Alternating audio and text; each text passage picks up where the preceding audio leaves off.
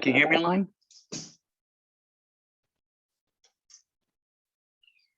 Hello?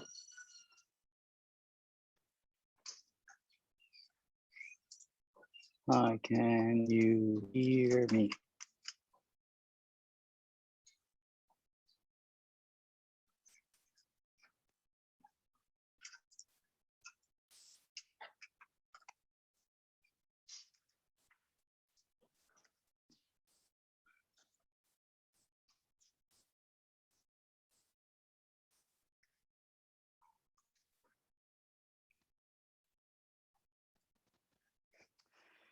All right.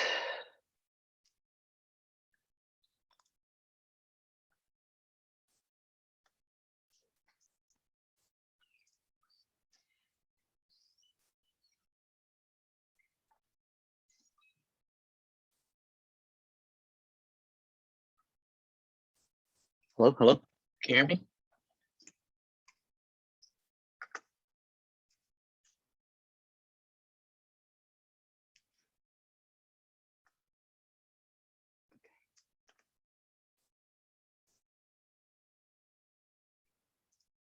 All right, awesome.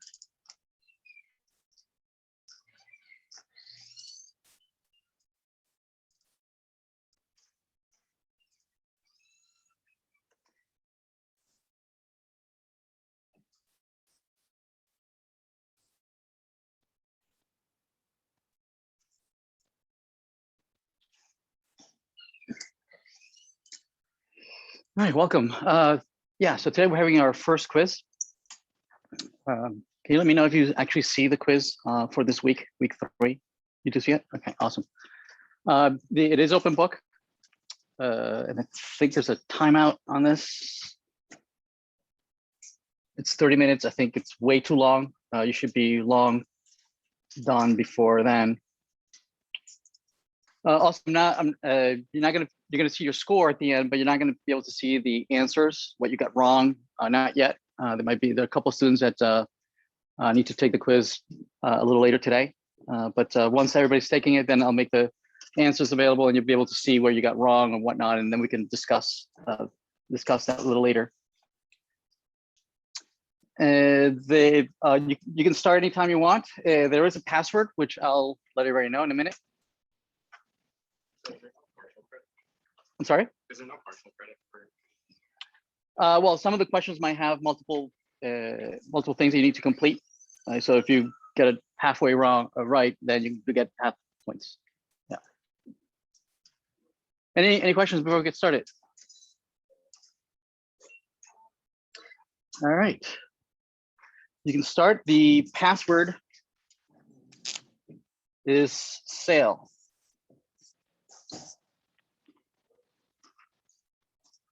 Quiz 1 password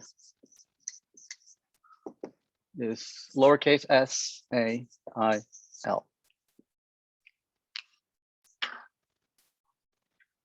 right, good luck.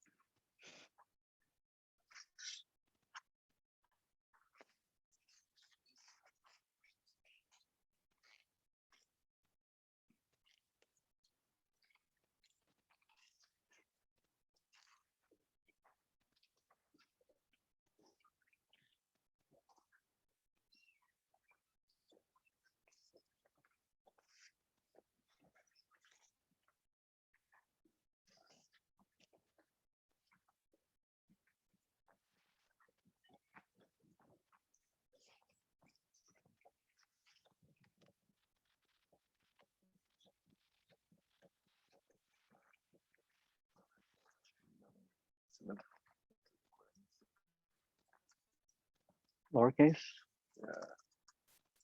Unlock. All right, I'll remove the. I'm gonna remove it.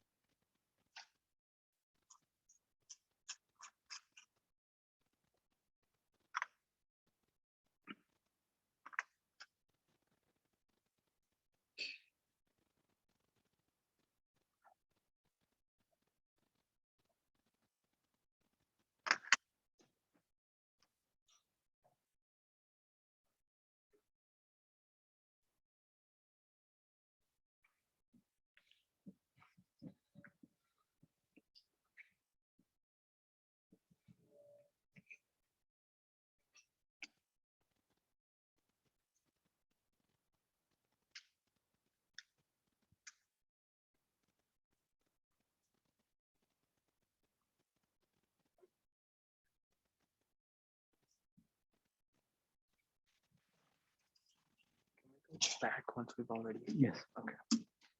If you go up, you can jump around. Okay, perfect.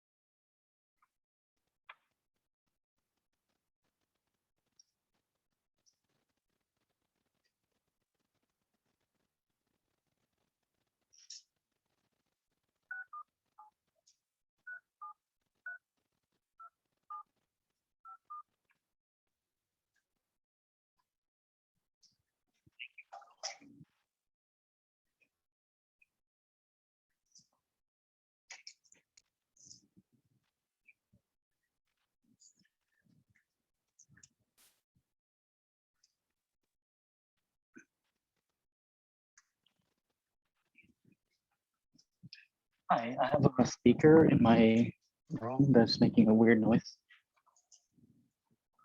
Just making a crackling sound. JBL?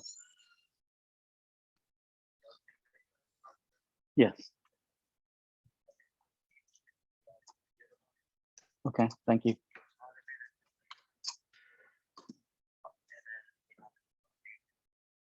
Okay.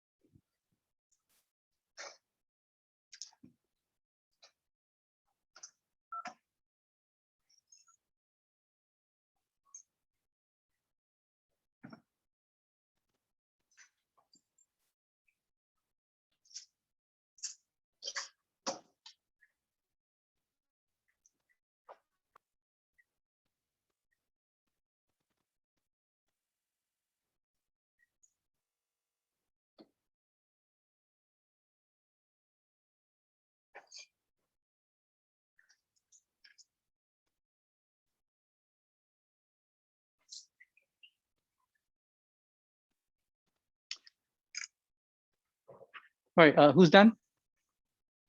Who's not done? All right, a couple more. If you're done, please close your laptop. Don't start a conversation.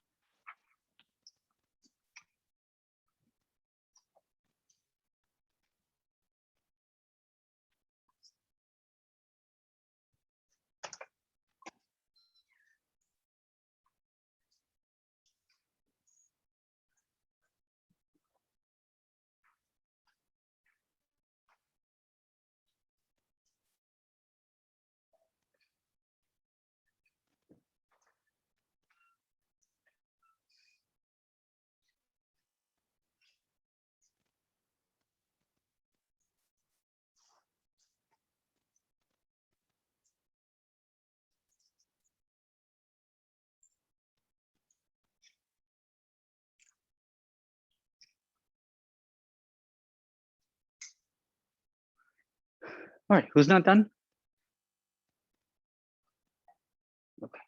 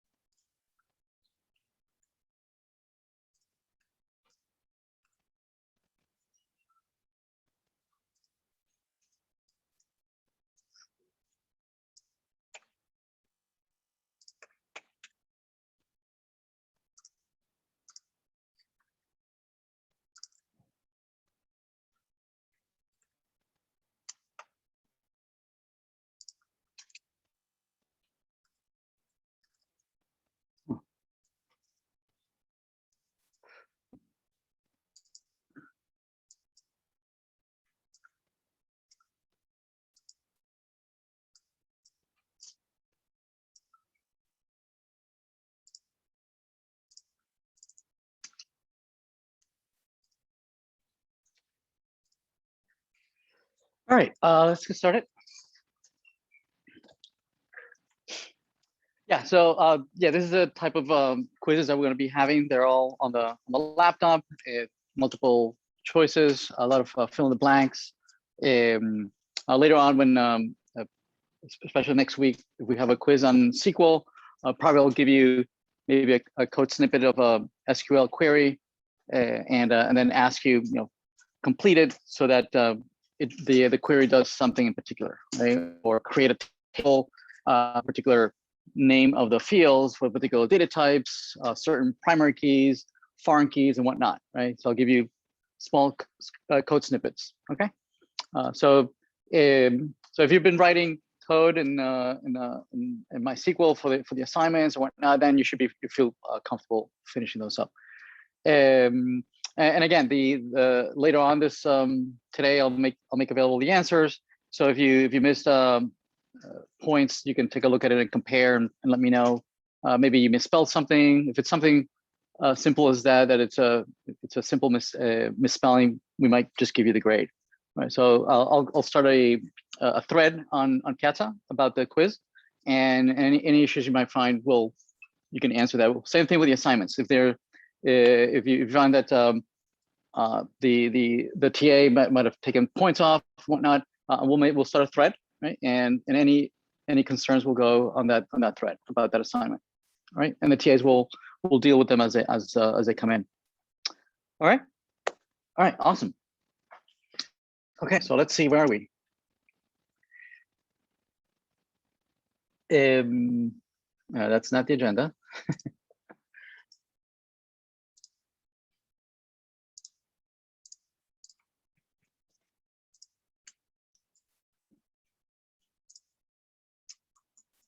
All right, let's see. Right, so we've been talking all week about creating databases. Last week, we spent all the time about designing databases, right? Where we use UML class diagrams as a mechanism for the best way of creating a database is to first design it, right? Using a conceptual, visual language such as UML, and then understanding that this eventually needs to be implemented in actual code in SQL, and understanding that there's not a one-to-one mapping, that everything you can draw on UML can't just be translated identical. You need to finagle a little bit, you need to massage it so that you know that this eventually needs to be converted into SQL. And also the other way around, right? If we start with tables, if you want to analyze the SQL tables, the best way to analyze them is to, again, convert them again into a visual representation, critique it there, make modifications, any updates you might want, and then bring it back down to the code. Okay. Eventually, once you do this fairly often, you'll be able to just design in UML, but implement in SQL as if it were just one and the same, right? But that comes with practice. So yeah, this week we've been focusing more on implementing a database, right? Learning a little bit about the create statements from SQL that allows us to actually create the table, create the fields, the data types, the defaults, talking about some of the constraints that we can put in, right? Whether something is a primary key, foreign key, and how can they refer to one another, and things like that, right? Also, we've been talking about, now that we're fully talking about relational model in SQL, there's certain things that we need to consider, right? That if you you can combine primary keys, right? And if you combine certain fields, you can create certain constraints, right? That that these two fields needs to be unique, and that allows you to implement certain rules, right? Certain business rules, such as in the enrollment table, you might want to enforce the fact that a student cannot be enrolled more than once in a section. So we combine the two primary keys. Oh, I'm sorry. We combined two foreign keys and made that the primary key, right? So obviously these kinds of decisions, you don't make those decisions in UML, right? In the graphical representation, you make them when you already have the relational database and you start combining and creating these constraints. Yes. So let's keep looking at that. What else happens once you've converted into the relational model, right? What else do we need to do, right? One of the things that we hinted at the end of last class was, we've been talking about the relationships amongst classes, right? Whether its relationship is redundant, whether it's an appropriate relationship, we need to remove the lines that connect the class diagrams. We've talked about that. Well, what about relationships within the fields themselves, right? Fields within themselves, there might be some relationships that are also inappropriate, right? That might give us some problem. Okay, so we'll talk about that. I think we just started on the topic. It's called functional dependencies, right? We need to identify functional dependencies. Some functional dependencies are good. Some functional dependencies are not good, right? But we have to identify them, right? As first, we have to identify them and then decide whether they're good or not. We want to keep them, or do we don't want to keep them? Okay. All right. So we'll talk about that. We're also going to be talking about the next assignment. Actually, let me talk about that first. Just make sure that we have that going. DB2, DB3. We didn't talk about DB3 yet, no? Okay.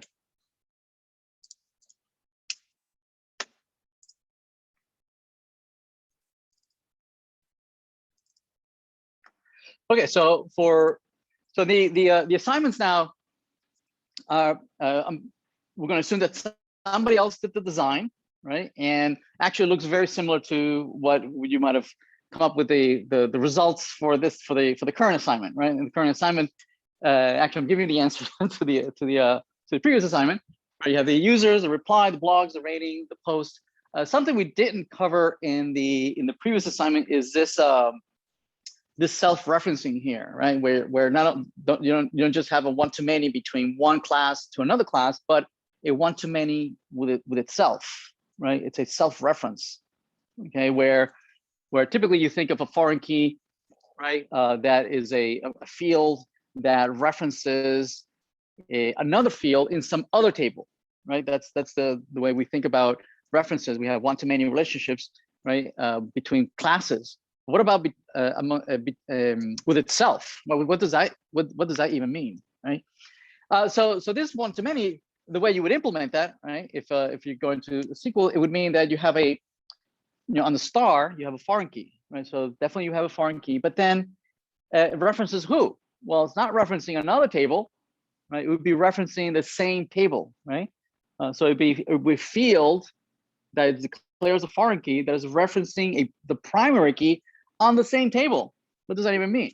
Well, that's actually a really great way of implementing things that are hierarchical or are recursive, right? Structures that where you have records in the same table that are related to other records in the same table, right? So for instance, you might have an employees table, okay? And in there you have, you have the CEOs there, right? You have managers, you have employees, staff, faculty, everybody's there, okay? But they all live in the same employee table, okay? But then you have relationships between them, such as a manager, right, might be responsible for several of their employees, right? And the managers themselves might have also a manager who manages them, right? And going up the chain all the way up to the VP, the president, and then the top level CEO, right? And they have also a boss, that they might be the board of directors is can fire the CEO, right? So everybody has a hierarchical relationship in this table, pointing who my parent is. So you might have 10 records whose foreign key are referencing a single employee who's their manager, right? And then 3 managers might be pointing to a VP, right? And then several VPs might be pointing to one president, and so on and so forth. Right? So this allows you to create hierarchical constructions like that. Yes? For the DB2, were we supposed to have the work? No. Yeah, no, we didn't ask you to do that. Yeah. We'll be implementing this week. Yep. I am. I am talking about it. Yeah. Other examples of hierarchies are, for instance, like a product catalog, right? Where all the products might be in the same table, but they might be arranged in a particular categories, right? Where you might have electronics, and then under electronics you might have computers or entertainment or music, blah, blah, blah, right? And under that, you might have other subcategories, right? So those kind of hierarchies can be implemented with this self-referencing. It's called a self-reference, okay? Anyway, so we give you this as a starting point, and now we ask you to actually implement this, right? We call it in database, we call it to realize the database, right? You have a conceptually designed, right, in a visual representation. Well, now you have to make it concrete, something that I can actually use and store stuff, right? So we're going to realize the database. So we're giving you as a starting point. We're going to focus mostly this week on using the create statements to start creating this, right? So again, like all the assignments, right, there's going to be a part where we walk you through step by step and give you an example, right? And which you are responsible for actually copying and pasting it into your code, and that it'll be part of your deliverable, right? And then we ask you, okay, well, now that we showed you how to do it, now you do it on your own. Right? So here's another diagram. Apply it to this other diagram on your own. Okay, give you some requirements and whatnot. So here's the first one, right? We give you a user table, right? And we're going to try and follow the naming conventions that I stipulated early in the semester, where the class diagrams, right? They're going to be nouns. They're going to be singular. They're going to be capitalized, right? We're going to have I think it's called no, not camel case, Pascal case, right? Where it's all lowercase except the first letter of each word, right? And also the attributes are also, they're camel cased, right? Where they're all lowercase except the first letter of the second word, starting with the second word, not the first word, right? So it's camel case. So this is what you would expect to write if you're writing in C# or Java or JavaScript or in any of those languages. That's the typical a naming convention that you would follow in most programming languages. Yes. But when we go to implement it in SQL, we'll follow the SQL naming convention. Okay. You know, where the convention, because there is no because in Java and object-oriented languages it is case sensitive, then we can certainly use camel casing, right? But because SQL is not case sensitive, right? We're going to decide to use everything lowercase, and if you have compound words such as last name, first name, right, we will use an underscore in between. Okay, so different naming convention as long as we are consistent. Right. So in this create statement, like we've seen earlier, early in the week, right? Here we have the create statement, right, where we're saying what database, what schema we are creating this database in, and I believe we had called it DB design, right? If you've used something else, okay, you can just change this to be whatever else you chose, right? You can just rename it with the database, or if you double clicked on the database, that would be the default database, right? If you're using Workbench, so then the name of the schema is entirely optional. You don't even have to put it in there, right? This would work anyway. Yes.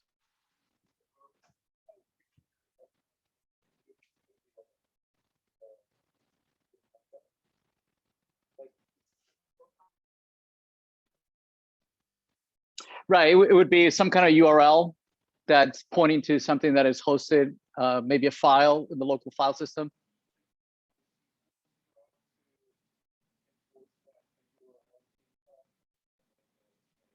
You could, right? We could put a check at the bottom and verify that it is indeed the correct format, right, of an actual URL. We could do that, sure. Yeah, but we're not going to do that here. But yeah, you could do that. Another statement that it's brand new this time around is that we have this drop table. Okay? So drop table is used for what it sounds like, right? It's you can destroy the table, right, if it's already there. And so we're saying, if the table already exists, then drop it, destroy it. Okay? This is going to be useful for us, the TAs and the ones grading this, because we're going to be copying your code and running it in our databases. So we're going to have 30 user tables, right? So we want to just blow away whatever we had from the previous student, right? And then just load yours, and so there will be no dependency. Yes. So is that a property of the table itself? Like, is it a drop table, or is it like the command? No, it's a command. It's a command all by itself. Yeah, but it's a good practice to always put it in there whenever you're going to create a brand new. Just verify, especially if you're going to save this and export it and give this to someone else to run it, right? It's useful to, we're starting from scratch. If it was already a table there, I'm recreating it from scratch. Okay, so any data that was there is going to be blown away. Yes.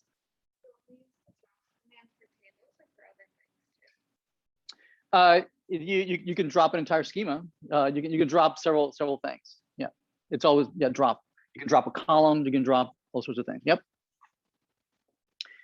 Okay, so we declared here a primary key, as an integer, the ID as an integer. It is required. It is already incremented. Right now, we're not saying that it's a primary key. We're going to say that a little later. I left all the default values that SQL provides. Yes. So between assignments, like what we make. No, use the same connection. Yeah, stay within the same connection. Yeah. We have first name. Notice the naming conventions, right? We went from camel case to using underscores, last name, username, password, profile, and then we have created and updated. They're both declared as date time. Okay, they could be null, but we're giving it a default value, right, of current timestamp. Right, and what this says is that it means that when you insert a brand new record, right, the default value is going to take the current timestamp, right? So that we're going to record when was this record first inserted into a database, right? And same thing for updated, right? Initially, it will start at current timestamp, but then as folks update something, right? They might update the profile picture, they might update their password, you know, any record that was initially recorded and inserted. If you update it, this updated field, right, not only is going to have a default value of what it was created, but subsequently, as the record gets changed on update, we're going to record the timestamp of when it was updated. Okay? That's going to give us a minimum audit trail, right? When something was updated, right? Something like that. And then we're saying here that the primary key ID, the ID is the primary key. Okay. All right. So yeah, there you go. Yes.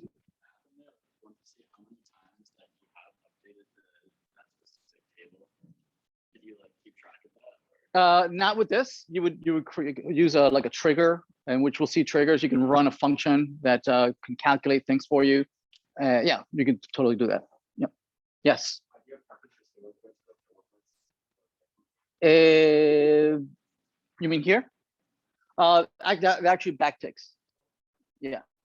Don't use single quotes. It's a special character.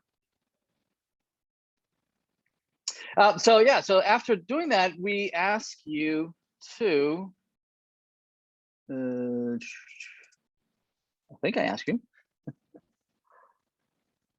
I guess we give you that one for free. We give you that one for free.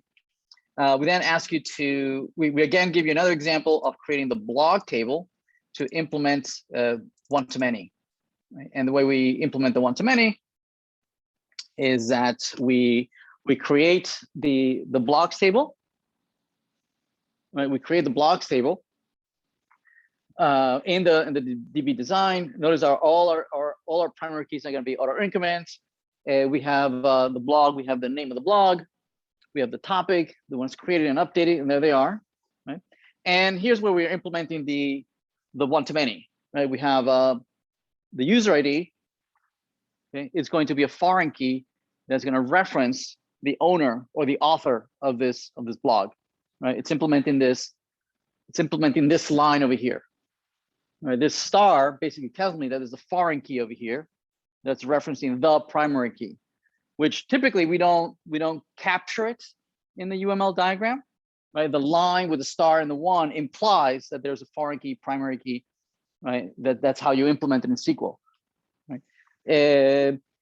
If it helps in the conversation with your DBA, who might not be aware of object-oriented programming, he's been doing databases for all their life, right? It might help for you to actually literally put the ID field there and the user ID field there, right?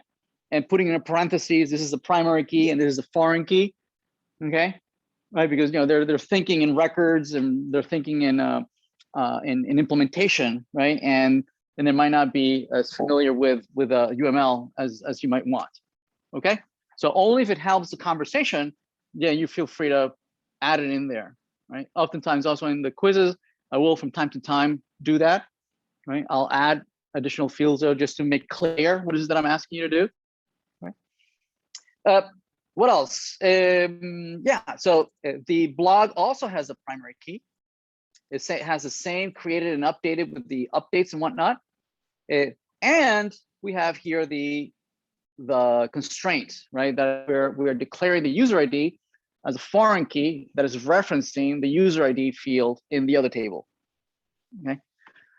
We're also saying that if the user is removed, if the parent user is removed that I am referencing here, okay, then I will be removed as well.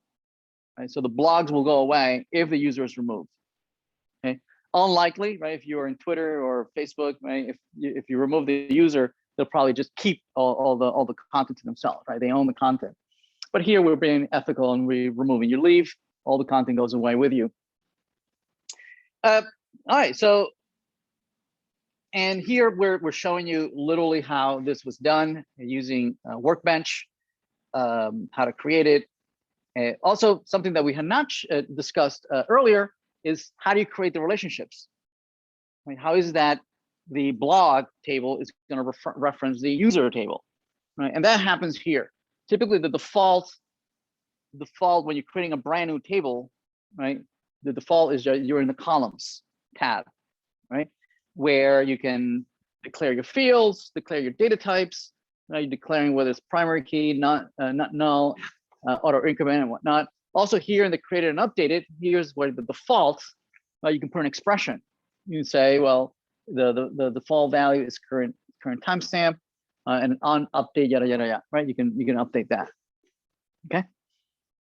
But then if you click on the foreign keys, you click on the foreign key table, right? You can establish relationships. You can say, we're going to give it a name to the foreign key. Remember the name of the foreign key. That's useful.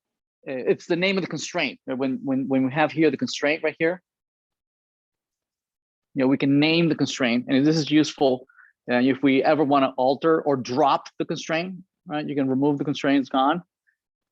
It's good to have a name that you can reference it. Now, this name needs to be unique across the entire schema, right? Not just for the table, right? If you have multiple constraints, naturally you would say, okay, well, each constraint has a unique name within the table. No, in actuality, it has to be unique within the entire schema. Yes.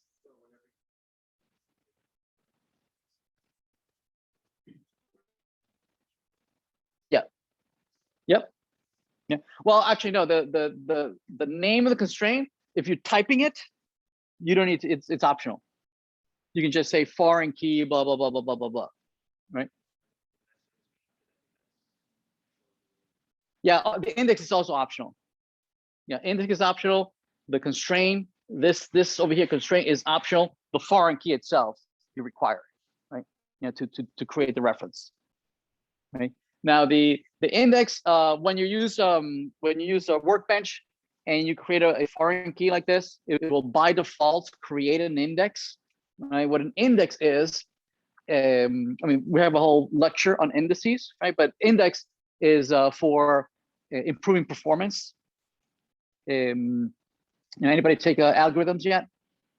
A couple of you. Okay, so in there you might have discussed search algorithms, right? Linear search, and you see that certain algorithms have a particular performance, right? Whether it's quadratic, whether it's linear, whether it's logarithmic, right?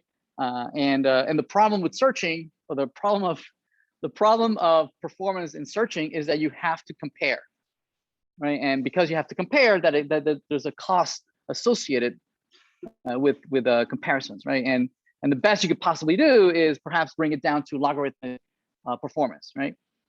Unless you don't compare, right? If you can do away with comparisons, then there's you can have constant time performance, right? It doesn't matter how many elements you have to search for. It's always the same constant time to find something. He says, well, what do you mean you don't have to? It's like trying to find something, but you don't have to search for it. So what do you mean? How are you going to find something without searching it?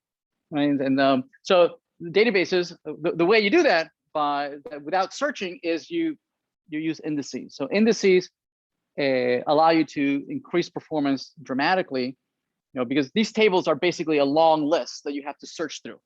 Right? You have to iterate. You have a loop that just goes through this, right, when you're looking for something. And so how do we find something and improve performance? Well, we eliminate the search by using indices. Okay, and we'll talk about indices. So anyway, yeah, so it's not needed, but by default, Workbench adds it for you. Okay. Yeah, so the foreign keys here. All right, so we then ask you to save this into a blocks table. Here's how you create the foreign key. You give it the name of the foreign key, and you say, okay, well, which table are you referencing? Okay, my table, the blog table, is going to be referencing the users table, right? And then it shows you, okay, well, what field is referencing the user table? Oh, this one, user. And what is being referenced? Oh, the ID there. Okay, and then you can select the by default, it will give you the primary key. Right, it says, okay, well, no, foreign key will presumably it's referencing the primary key, right? But not necessarily. Right? It allows you to choose what field you want to, and you can also choose what you want to do with it. Cascade, no action, null.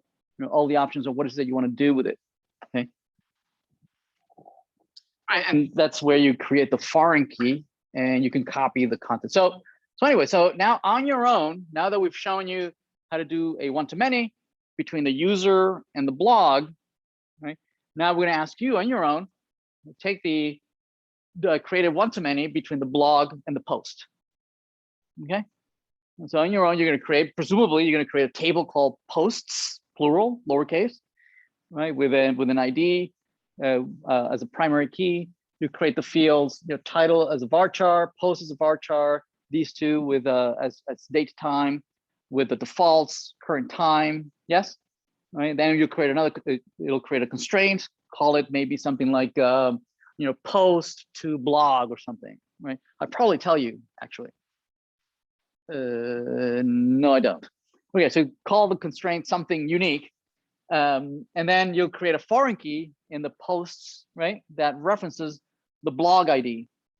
Yes, right. So you should be able to almost, literally copy and paste what you did for the blogs and tweaking it a little bit for the post. Yes. Okay. We then do the implementing the many. And so again, we're going to do it for you first. Okay. We're going to implement the reply, and then I believe we ask you to implement the ratings on your own, right? So there's a many, and the reply creates a many between the user and the post, right? Keeping track of what was the actual reply of the user on a particular post, right? Plus this self-reference that we haven't seen yet, right? But I'm introducing it here for the first time. Okay. All right. So let's take a look at the implementation. All right. So here it is, the implementation for the replies. Notice the naming convention, right? It's capitalized reply, noun, singular, whereas this one is lowercase, plural replies. Yes. We first have the drop, then we have the create the table. We have the primary key as being auto incremented. The reply, the actual text, probably should be bigger than just 45. At least 140 characters for the reply. And then we have here two foreign keys. Right? One of them is referencing the user, and the other one is referencing the post. Makes sense, right? One of them is referencing a foreign key to the post, and another one is a foreign key to the user. There it is. Right. Plus we have the create and update it. Notice that up to this point, it's not a foreign key, not yet, not until we put the constraint down below. Okay. So there they are. So we're first constraining the primary key ID to be a primary key. We then have two indices, one for each foreign key. Okay. And then we constrain both the relationship that goes from the replies to the user and then from the replies to the post. To go from either one. And they're both foreign keys, obviously, right? The user ID field up here is going to reference the user's primary key, right? And if it's removed, I'm going to be removed. Sorry about that.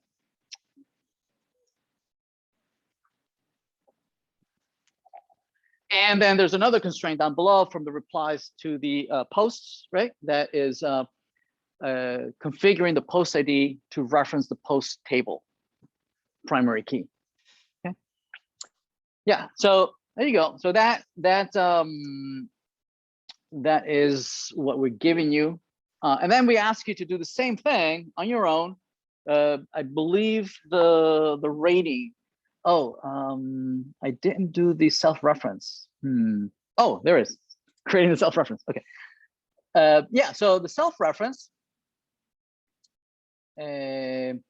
So to create the self-reference, we would need to add an additional field, okay, and which would be a field that has a reference to itself. Okay, not the same record, right, but another record in the same table, right? So there is. So there's a. So this reply record has also a replies ID, which is not a primary key, it's a foreign key to another record in the same table.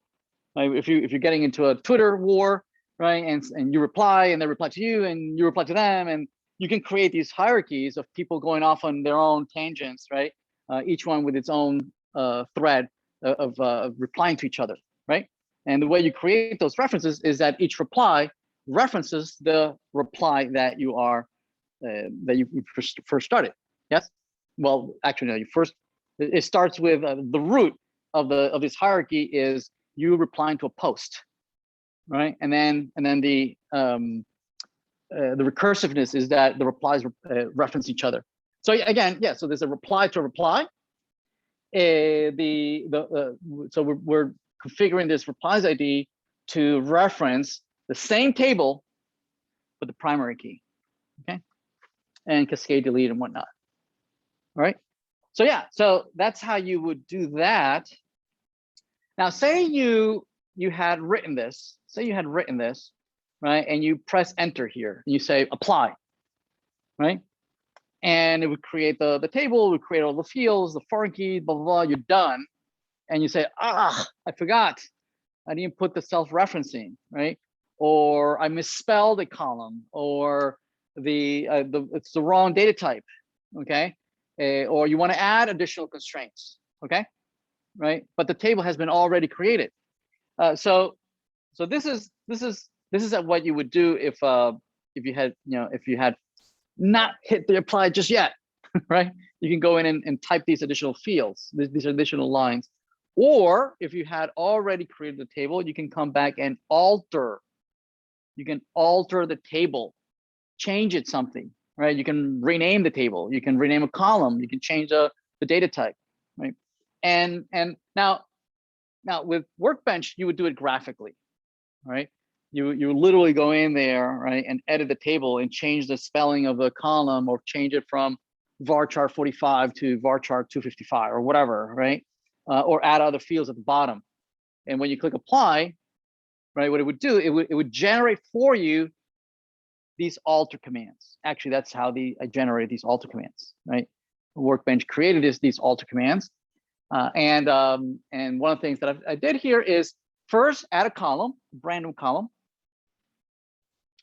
I added a column, and you can tell it where to put it, after which field you want to put it.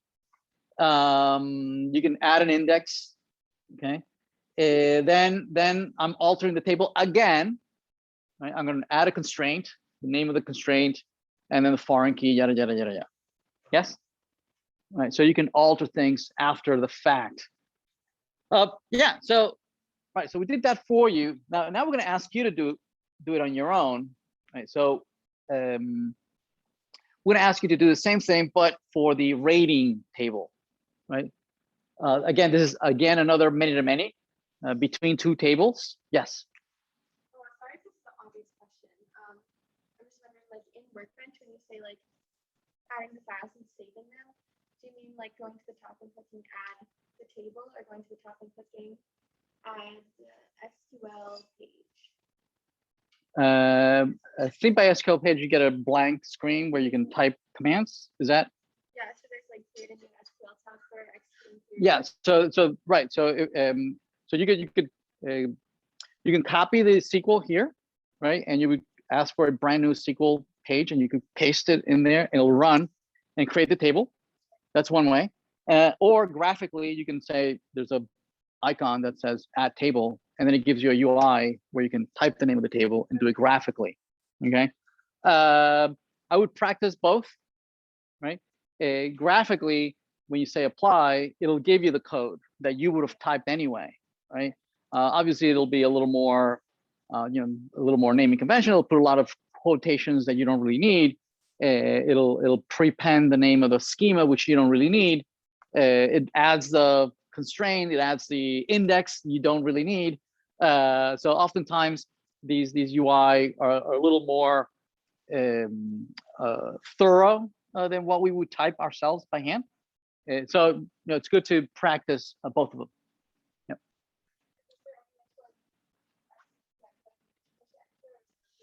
Yeah, there's right. If you copy and paste in there, there's I think we did it last week. There was a like a lightning bolt, and by clicking the lightning bolt, it'll execute the entire screen. Yep.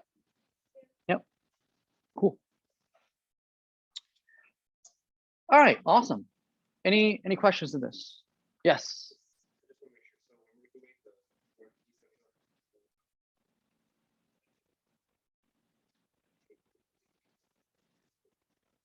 Yeah, I would do one using the UI and you doing one trying it by hand, right?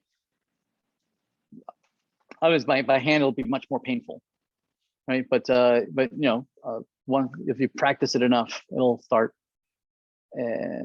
feeling natural. But if you do get frustrated, you know, just use the UI. Okay. All right. Okay. All right. So let's get back to the lecture.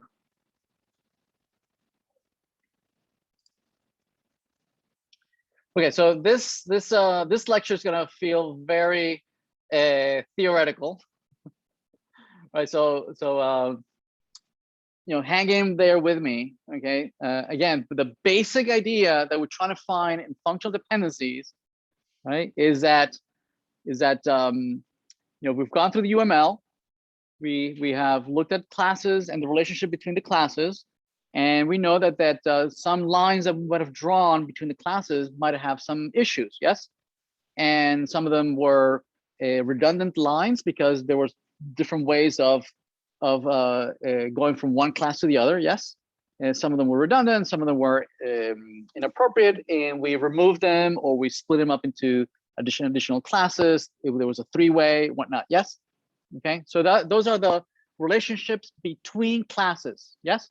Now that we've converted it into a SQL, right? Now we want to know the relationships between fields, you know, within a table. So within a table, there might be problems of having two fields along with each other. Okay, you want to find if there is a relationship between the fields. And the example I mentioned the other day, I said, well, what if you had a field with like a car model, right? And you had another field, you know, a car maker or the brand, right? And so if I just leave those fields unrestricted and they're just varchar, well, you could, you know, if you don't make a mistake, well, most of the times you'll be okay, right? You have a Bolt GM, right? You have Model 3 Tesla, or you know, Grand Cherokee Jeep, right? But because there's no validation or no constraint, there's no way for us to stop you from introducing bad data. And you could very well say, you know, Fiat and you know, Wrangler. Oh wait, no, Wrangler does belong to Fiat. So whatever, you understand, right? You could put data in there that's not valid, right? And so we want to identify when there is a dependency between two fields, or maybe a set of fields and other fields, right? You can have a whole bunch of fields that relate to other fields, yes? And we're going to find, are there dependencies between the two? If there are, well, is it okay or not? Okay. Now, if those fields, there's no way for you to enforce, okay, from or stop the user from introducing bad data, then no, you do not want the functional dependency.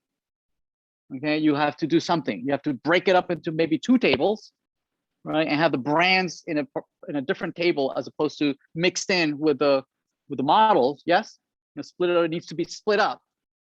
Or if you can enforce that you're not going to enter bad data, then it's okay. Leave the fields in the table, right? For instance, if one of the fields is a primary key, yes, right, and all the other fields depend on the primary key, well, there's no way that you're going to be able to introduce any bad data, right? Because the primary key is unique, right? You're not going to be able to say Toyota twice, right? So we want to find out if you could guarantee that the fields depend on the primary key, then you're good, right? Actually, that's what we want. That all the functional dependencies, any dependencies between the fields, are exclusively fields depend on the primary keys, and that's it. But not fields that are not primary keys depending on each other. Make sense? Yes.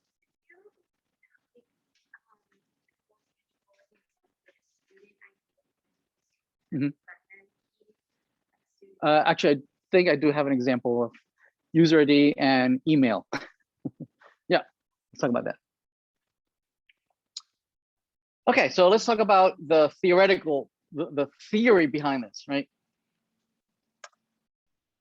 Yeah, so up to this point, we've been spending a lot of time on identifying relationships between classes that we might want or we might not want, right? Whether it's redundant or there's some inappropriate relationship, we remove that connection, right? Or we replace it with a table or whatever. Yes.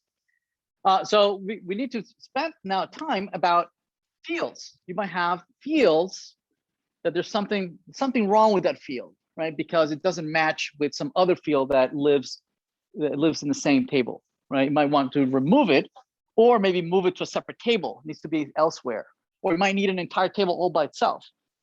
Okay, right. So we need that's the focus of this lecture, right? What is wrong with these fields?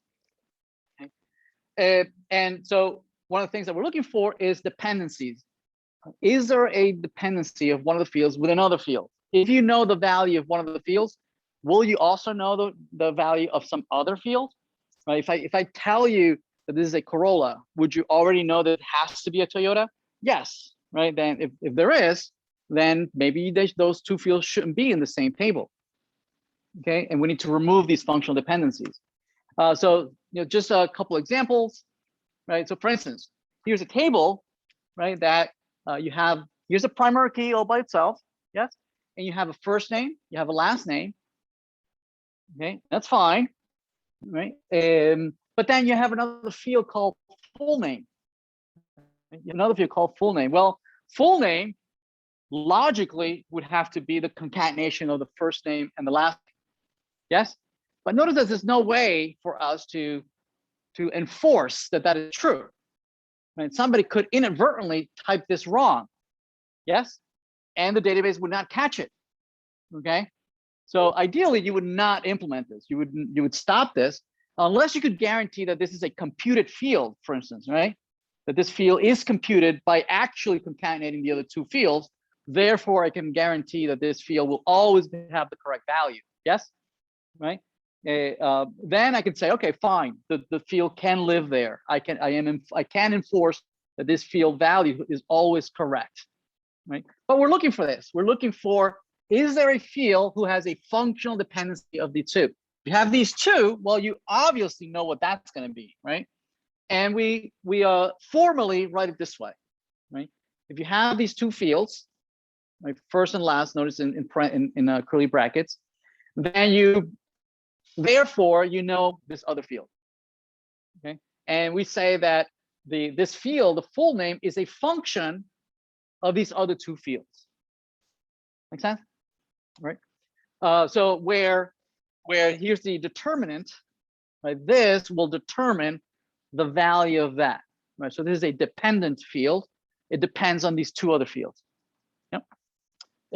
We say, as a function, you say that if you have a y is a function of x. If you know x, you churn it through the function and you get y, right? Y is a function of x. Make sense?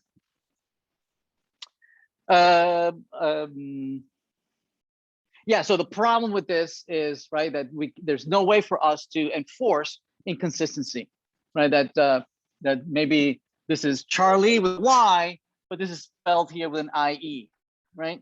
There's no way for me to catch that.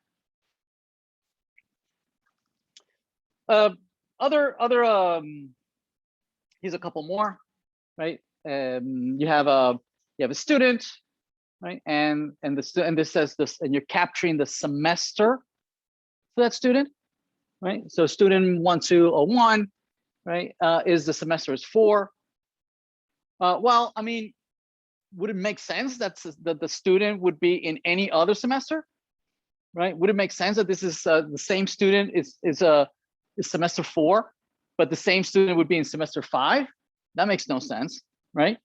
But so ideally, you would want to guarantee the fact that if it's the same student, it's the same semester, right? But you would want to avoid, right, at all costs, that you would have an inconsistency where it's the same student and it would be a different semester. It would make no sense, right? Right now, if you can enforce that with your schema, then that's fine. You can leave them both in there. Okay, but if you cannot enforce it, like over here, we can't enforce it. Right? You can't enforce the fact you could inadvertently put 4 in one and 5 in the other. Right? So there is a function. You identify first that there is a dependency, right? If you know the student, you know the semester, right? So the semester is a function of the student. Okay, so there's a dependency, and then you ask yourself, do we want to keep it or not? Is it a good dependency or is it a bad dependency? In this case, it's a bad dependency, right? There's no way for me to avoid any errors. Now, some dependencies might be very, very non-trivial, right? They might be very subtle, and it only makes sense. You can only catch them depending if there's a rule, right? Depending on some university rule on whether TAs can be shared maybe across sections, or a TA can work more than 20 hours, right? Something that it's the because of the rule, right? And because of the logic, you realize, oh, I don't want these two fields together, okay? And you would only know, right, if you understand what the rules are, right? So for instance, you might know that a particular TA is always teaching a particular course, or it's always a TA for a particular section, right? And then you would identify that, hey, if it's this student, this lecture, well, it's always this TA, right? Again, it would be very, very subtle to catch.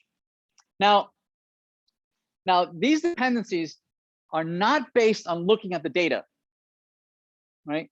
Just by looking at this data and says, 1201 and 4, 1201 or 4, is there dependency? Well, I don't know. Only when logically I look at what they mean, then I can determine that there's a dependency, right? Only by understanding that the same person can be in 2 different semesters would I identify that this is a dependency, right? And I don't want it, or maybe I do want it. Okay, but it's not because the data you see that it's duplicate values, not necessarily means that this is dependency. Okay, so it's the logic that tells you that there is or there isn't. So formally we say that if you have a determinant set, it will tell you what the values of a dependent set, like X determines Y, where X and Y, where X could be one field or multiple fields, right? And Y also could be several fields, right? So there's sets of attributes, okay? So you read it as X functionally determines Y, or Y is functionally dependent on X, right? So if we know the value of X, we definitely know the value of Y, okay?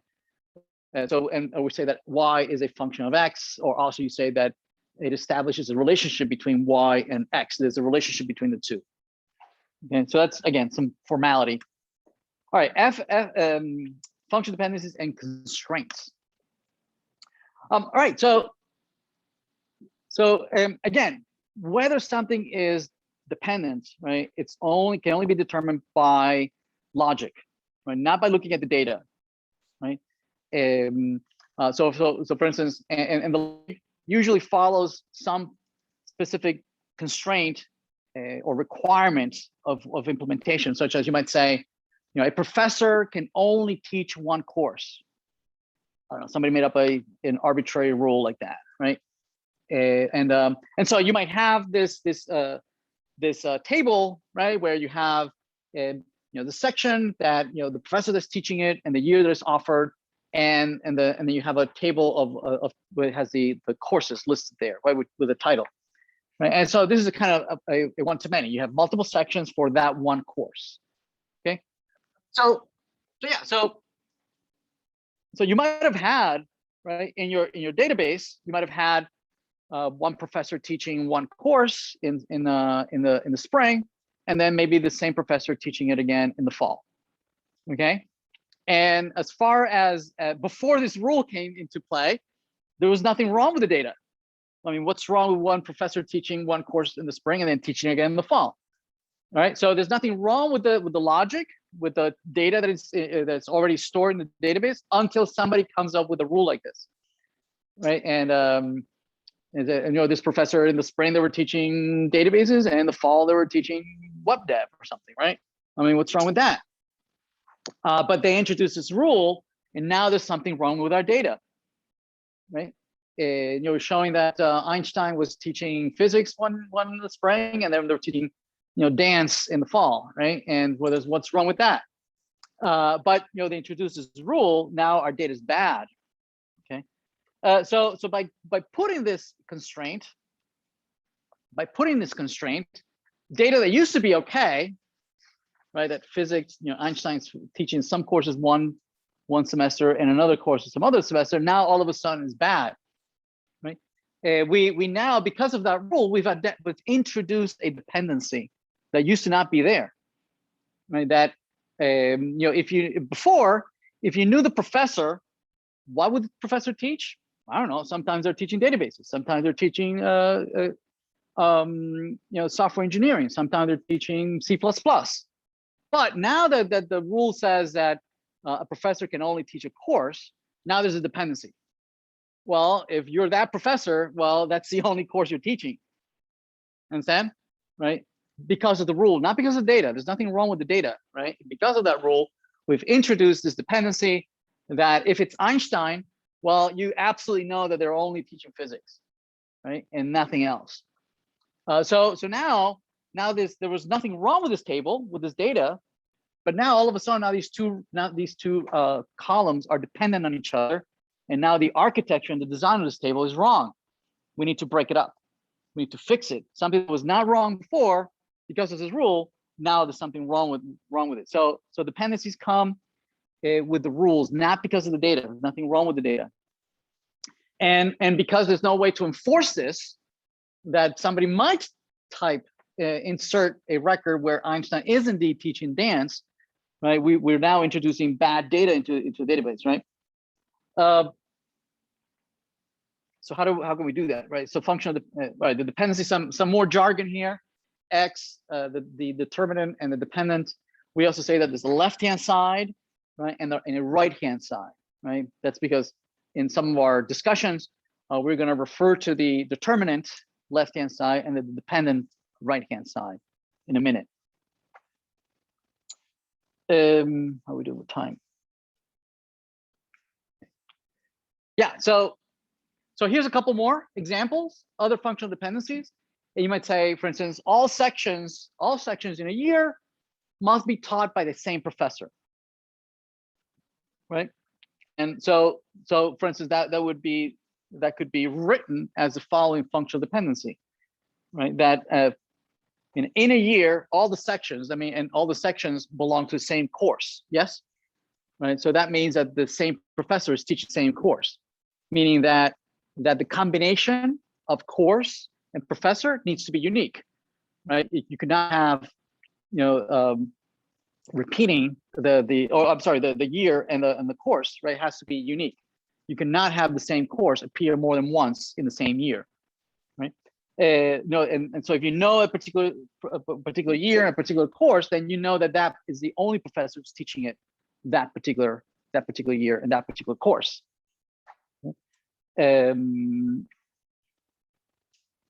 Yeah, functional dependencies are not determined by the data, but by rules, by the logic. So here's a couple more. All sections professor teaches are from the same course, right? Meaning the combination of a particular year and a professor tells you the course, or courses taught at most once a year, right? Meaning the combination of course and the year that was offered, right, tells you the particular section. Okay. Here's one that we saw earlier, that all sections of professor teachers are from the same course. So if you have the combination of professor and the year that was offered, like Einstein in 1950 or Bohr 1951, right, as that particular course is taught in specific years. And just some examples of the data that would fit into this rule. Right, so if they change the rule, then all of a sudden some of the data is wrong, which would have been okay before, where Einstein might be teaching maybe several sections. Now all of a sudden is not allowed, because that course, the combination of course and year, has to be the same section. All right, so yeah, right, so we're looking for the cases where two fields are related to one another and whether we want to keep it or not. And that's actually going to give us a chance on being able to identify what the primary keys are, right? It's going to give us a hint on how we should split up the table and which field should we keep, which one should we throw away, put them in a different table, right? And which one should uniquely identify a record, right? Which tells us what the primary keys we should choose, okay? Yes, if you remember earlier we had mentioned, I introduced the fact of super keys, yes? And super keys are the fields that you choose that uniquely identify a record, okay? Now, there might be, your key might be a little bit too broad. Your super key might be a little bit too broad, right? Maybe you have some fields in there that don't necessarily make you more unique. For instance, right, you might have a primary key, which already we know it's unique because we don't allow it to repeat. Right? And when you combine it with email, which is also unique, right? You're not going to have the same two different people with the same email. So either one would be fine all by itself. Okay, but if you combine both of them, right, we say, well, that's a super key. There's a couple superfluous keys. I mean, you could easily just drop the SID and keep the email, right, or vice versa. So this combination of keys together, because there are superfluous keys in there that you can drop one or the other and be just fine, we say that it's a super key. Right now, if the super key has no superfluous key, meaning you can't drop the field and lose the uniqueness, right? So if there are no superfluous keys, then we just call it just plain old key, right? So for instance, over here, this just this field is just, we call it just key, right? Because you can't go any further. Well, I mean, it's only one field, right? Make sense? Okay. So anyway, so here's the logic how functional dependencies can help us identify what those fields are. All right, what those fields should be for the keys. Right. So if you have a super key, right, we know that the super key can unambiguously determine the row. Right. Meaning, if you go back here, if you tell me the email, I know exactly what row you're talking about, because there's only one row with that email, right? Or if it's a super key and you say, if you give me the combination of ID and email, that absolutely determines what row you're talking about. There's only one row that has that combination of ID and email. Yes? Okay. So yeah, so the super key unambiguously tells us what the row is, right? Now, and vice versa, right? If you know the row, if you know the row, you definitely know all the other fields, right? If I tell you it's row number 3, then you know it's Robert, Rice, and the date of birth. Okay. Now, in general, if you have a key that's a super key, right, then there is a dependency between that key and all the other fields that live in that row, right? So going back to the example, if I tell you the combination of SID and the email, right, that immediately determines what row is, and you have access to all the other fields in that row, right? So there is a functional dependency between the super key, the fields that make that record unique, right? If you know the key, you definitely are going to know the rest of the fields, right? Because it immediately puts you at a particular row, right? So dependencies between these dependencies are good. Right? Those are these dependencies we do want to keep. The dependencies between fields that are not keys, those we want to throw away, right? Because it allows us to introduce bad data like Toyota and Corolla, right? Right? Dependencies between fields that are not keys, those we don't like. But dependencies between fields and primary keys, those we do like. Those we do want to keep. Okay, because there's no way that you could inadvertently put another combination of the same ID and the same email, right? It is a unique. There's only one of these that it can possibly be Robert Rice and whatnot. Okay, all right. Yes. But wouldn't you still want to just keep it to the student ID Oh yeah, absolutely. Yes, you would want to identify what is the minimum set of fields. Yep. And so when you don't have any superfluous keys, we call it a full functional dependency. So a full functional dependency is a dependency between the fields and the keys, where the keys have no superfluous fields, and that's what you're looking for. You're looking for full functional dependencies. So here's just a couple of examples that how the FDs allow us or help us to determine the super keys. Right. So for instance, in this case, you have this rule where you have a course ID and the year, tells us what the section ID is. Courses taught at most once a year, right? And so that means that you have a dependency of the combination course and year, tells you that you can have a particular section, right? And because it's an FD, right? Section ID is, and because if the section ID is a PK, right? Then course ID and year, the combination of the two need to be unique, right? If this is unique and there's a relationship between this and that, then the combination of these two has to be unique, right? So together, the combination of all three, it's a super key, right? So if this is unique and there's a dependency between these two fields and something that is unique, well, this too also has to be unique. See that, right? But that's only true if the dependency is on something that is already unique. And so if your dependency is on something unique, well, then you too have to be unique, right? Yes. So whenever there's constraints on a functional dependency, we can consider that a super key. Yes. Yep.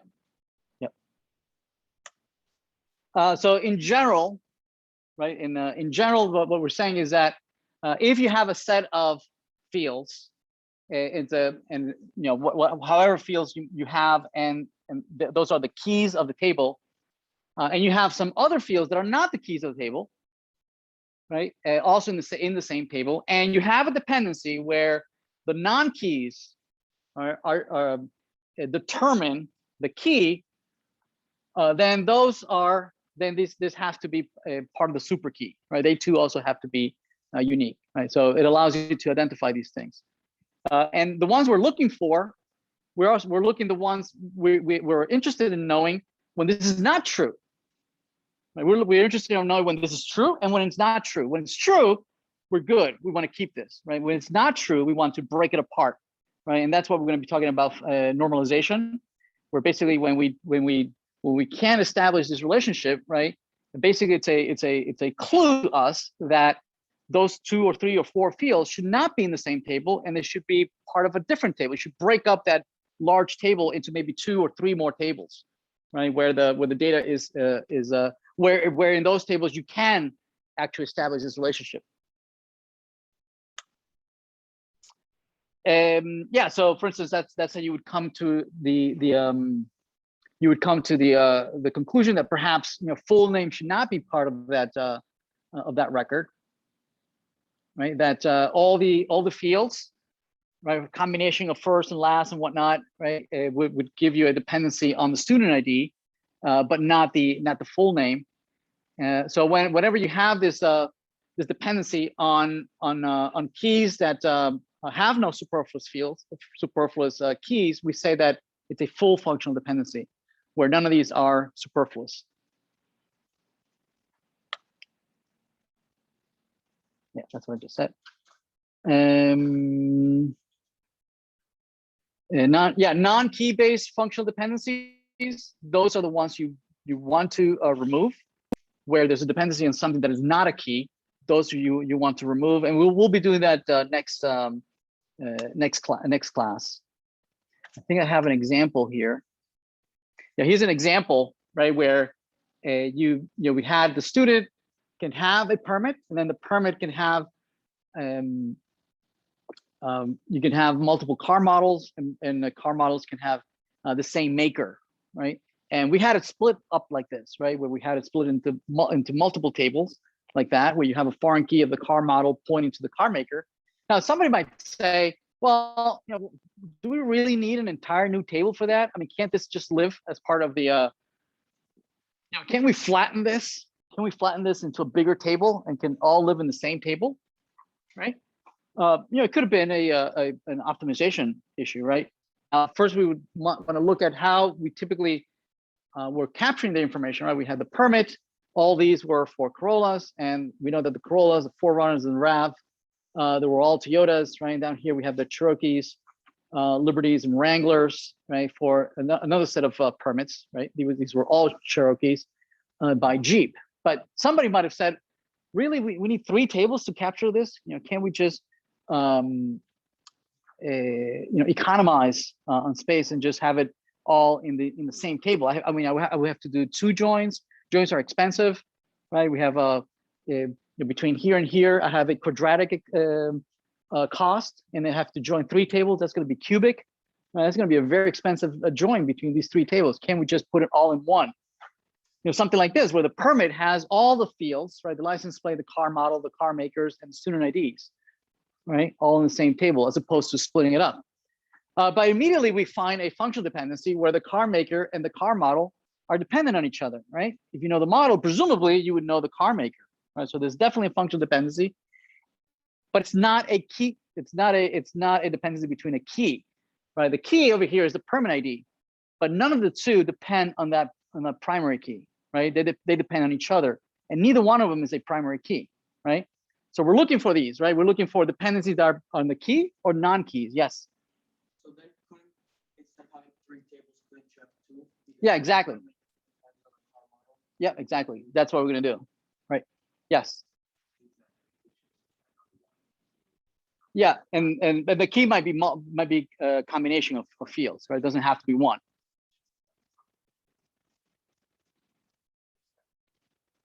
Yeah, as long as you're depending on the keys, then you're good. Yes. Yeah. And next week on Tuesday we'll talk about there's like 3 very specific cases that you want to look for, right? For fixing issues like this that pop up all the time, right? The most common ones, right? We'll call them, and they have even specific names. First normal form, second normal form, third normal form, right? And they deal with very, very common cases, right, of what you run into all the time in industry, right? And they have very specific ways of fixing it, right? In general, the fix is always to break up a bigger table into 2 smaller tables, right? That's typically the solution. Just like over here, the case like you were suggesting, right, is that the fix of this is that they shouldn't be in the same table. They should be in 2 separate tables. Yeah, so the problem here is that I can't guarantee that you're going to give me the correct model for the same car maker, right? Unless I make one of them a primary key in a separate table, then the foreign key would be enforcing me to use the correct model, right? Of the correct car, right? Yeah, so for instance, here's the issue that the problem where this is okay, you give me the Corolla Toyota, but somebody might give me Corolla GM or Corolla Ford, which is inconsistent and I can't enforce, unless I break it up. Unless I break it up and I have the, in one place I have the car model, in another place I have the car model as a primary key, and now the model name depends on this primary key, right? And there's no way for me to, and now I can enforce certain rules, okay? All right, excellent. So let me, good, we have time to get started on normal forms. Okay, let's talk about normal forms. Yeah, so now that we know functional dependencies, right, let's look at the more common things that happen, right, where we want to break up fields that should not be together, right, and we break it up into 2, 3, 4 different smaller tables. Okay, there are very common things that occur all the time, right, and we can categorize them into these 3, well, 4, but we're going to look at 3 of them that happen very common, right? So let's first look at data here that you have lots of redundancy, a lot of garbage, right? That it's all living in the same table, right? You have information here that you have chemistries and calculus of many users or students, and it's all in the same table. Lots of students that are taking math and thermodynamics in a particular department, right? That's the professor. Notice that we're capturing the same information over and over and over and over, right? So that already should be a clue that there's something wrong with this data, right? That we're capturing the name of the calculus and the name, the course name and the name of the department multiple times, and none of these are primary keys, right? Or foreign keys that are referencing some value that is stopping me from either mistyping this, right? Nothing is stopping me from entering bad data. Okay, so let's look at some very common issues. Yeah, so let's introduce the notion of normalizing data. Right, normalizing data means that we want to make sure that information is only captured one way, right? And if you have a question that you want to ask your database, there's only one way to answer that question. You don't want to have the case that you can, two different ways of asking the same question, right? And you might get two different answers, right?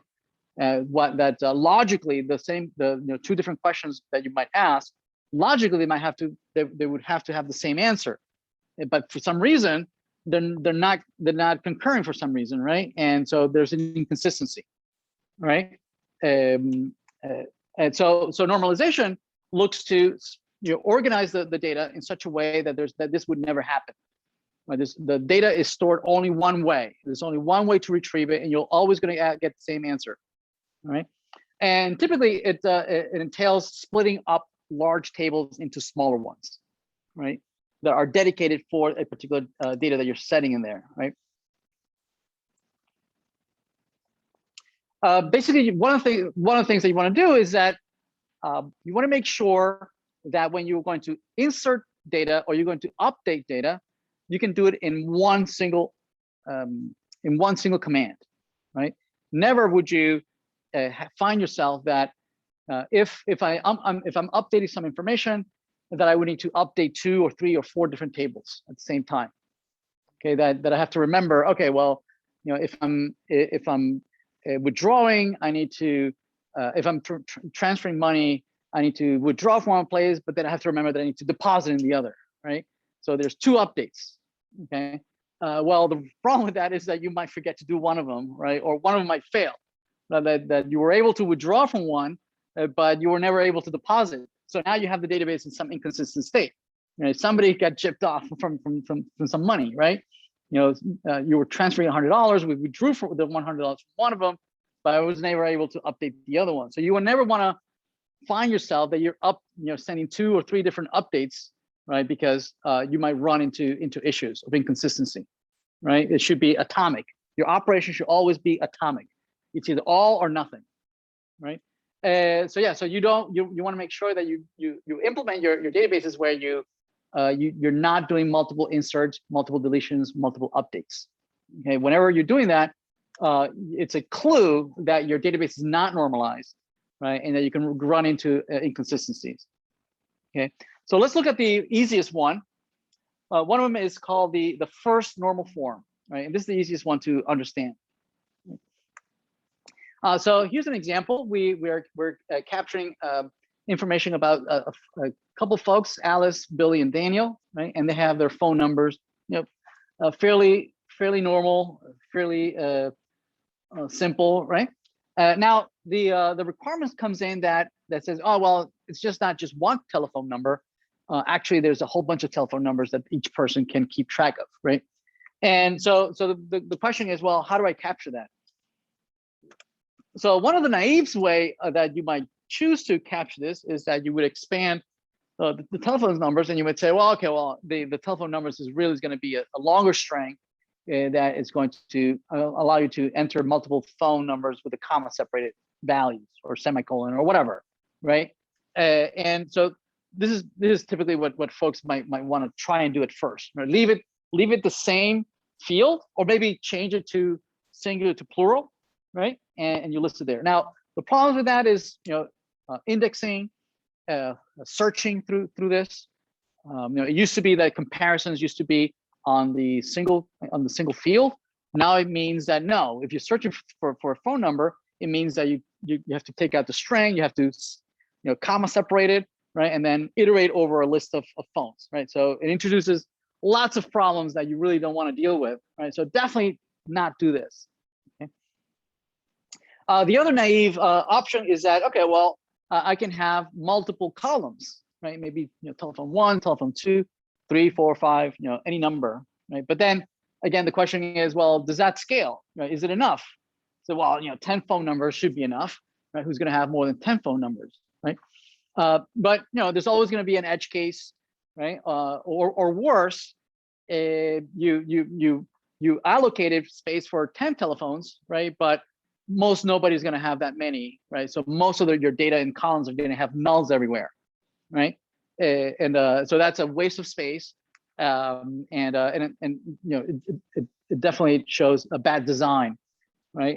But it's more common than you'd think, right? And it typically happens where engineers are either thinking way ahead, right, on the design, and they're looking for problems that don't exist just yet, right? Or they're over designing the system, trying to make it too generic, right? Without thinking on. So usually we try not to over engineer things. So definitely this is not an option, right? Again, because it not necessarily scales. You don't know how many. You can leave all sorts of spaces, unused space there, very sparse spaces, tables, right? So again, we would not do that. Another option is to, okay, well, we can repeat the information of the same record multiple times, right? One per phones that we would have here. Okay, so Billy Squire would update multiple times, and you have phone for. But then this introduces redundancy, right? We're capturing the same information of Billy, multiple times, right, in multiple records. Again, that's not also an optimal solution, right? So typically, the solution of normalization is to split this up into dedicated tables that capture two different pieces of information. One is about the person, and one is about phones, right? So how about we have a dedicated table that just has the phones, right? And that's where it lives. And then we can make the relationship between Bill Squire having multiple telephones, right? So the first normal form is to split this into a dedicated table where you have phones outside in their own dedicated table, and then the relationship is that you would have a foreign key that the telephone would point back to the user that telephone number belongs to. Make sense? Right. So now you can the queries now are easier. You don't have any wasted space, right? You don't have to parse the strings and iterate over commas or semicolons or anything like that, right? It's easily, you can index this very quickly, and the performance stays very, it's very good. Okay. Okay, so that's the first normal form, 1NF. Let's take a look at another one, second NF. So second NF, or second normal form, deals with the fact that your primary keys, right, oftentimes are not single fields, right? It could be a compound key, right? So the second normal form deals explicitly on compound keys, right? When you have things such as the course ID and you have the semester, the combination of the two is unique. It's a primary key. Yes. So this table might be capturing course information. So you're saying that these two courses in separate semesters, they might have different seatings, right? In that semester it had 100 seats, and the other semester had 150 seats. Make sense, right? And then you have also here the name of the course, right? So the name of the course here is programming. Then you have graduate level databases, right? And then you have web design. Yes. Now normally there's nothing wrong with this table, with the exception that this field over here, 100, 150, 200, 150, these are dependent. The value, whether it's 100 or 150, depends on. Does it depend on the course? Well, no, right? Because it was one value for one section right? It was for one semester. It was another value for another semester, right? Right. So it really, the value here, you would say, oh well, it was for this course it was 100 this semester. For the same course in another semester it was 150. Notice that it depends on both of them, the course and the semester. Yes. So this value is functional dependency, fully depends on both fields. Yes. But not on this other field over here, right? This field over here, the course name, either programming, databases, web design, does it matter what semester is it? No, right? The name of the course, regardless of what the semester is, the name of the course for CS1500 is always going to be programming, right? Or the web dev, right? It's always going to be for CS5610. That's always going to be the name of the, regardless of what the semester is. Make sense, right? So we have a dependency of the course name only on one of the fields in the key, but not the full key. You see that? And that's a problem. Okay. The field is not fully dependent on the entire key, right? It's dependent on just part of it. Yes. So the primary key. Yeah, in this case, it's compound key. It's a compound key where the first two is the key. Yeah. Yeah, and second normal form only deals with compound keys, right? When you have more than one key. Okay. So we want to make sure that all the fields that we have here are dependent on the whole key. Okay, on the whole key. Right, and so let's look at some how to fix it. Now, to fix this, the way we would fix it is that, again, as always, right? The way you fix some normalization, right, is to split up a larger table into smaller tables, right? And in this case, right, the instead of having the course name along with this bigger table, right, we're going to split it off into its own table where you have just the course ID, right? And now you have the course name depending only on the primary key, right? So we have a full functional dependency, right? All the other fields that are not keys are fully dependent on the one primary key. Make sense? Which is what we want, right? All the fields depend on the whole key. Same thing over here, right? The seats depends on the whole key, on both of them, right? Not just part of them. Okay. So here's another example. I say you have, a compound key of employee and skill. So together, the combination of employee and skill is unique, right? So if you are Alice, you have these three skills, right? She can be a QA, CSS, HTML. Right? You have Bob, only knows jQuery. Charlie knows Java and C#, and Dan also knows jQuery. But it's unique, right? The combination of user and skill. Now, currently, Alice is working in Cambridge, okay, and Bob is working in Newton. Charlie is, these three are also all working in Newton, okay, right? Now notice that the Cambridge over here is dependent on who? The location. The location of who? Of Alice, right? It's not the location of the skill, right? So the location, right? It's only dependent on the person. It would make no sense for Alice to be in two places at the same time, right? So this has to be always Cambridge, right? Same thing for Charlie and whatnot. Okay.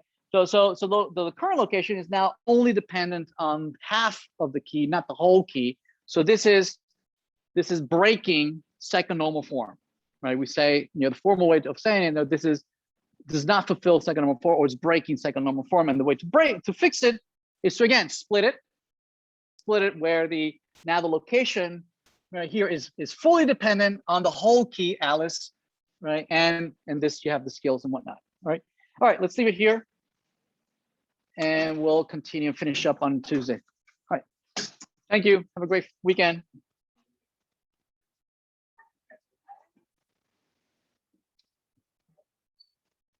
Bye-bye.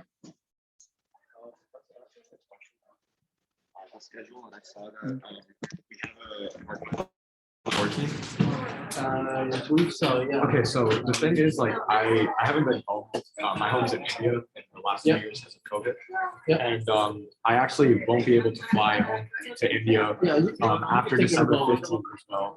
So I think I might be able to get a flight for the 14th, but just potentially would I be able to rent it like a Yeah, day? you can take it home. Thank you so much. I sent you an email yesterday, and I plan to add more course that we are for this semester. Okay. But there is a prerequisite for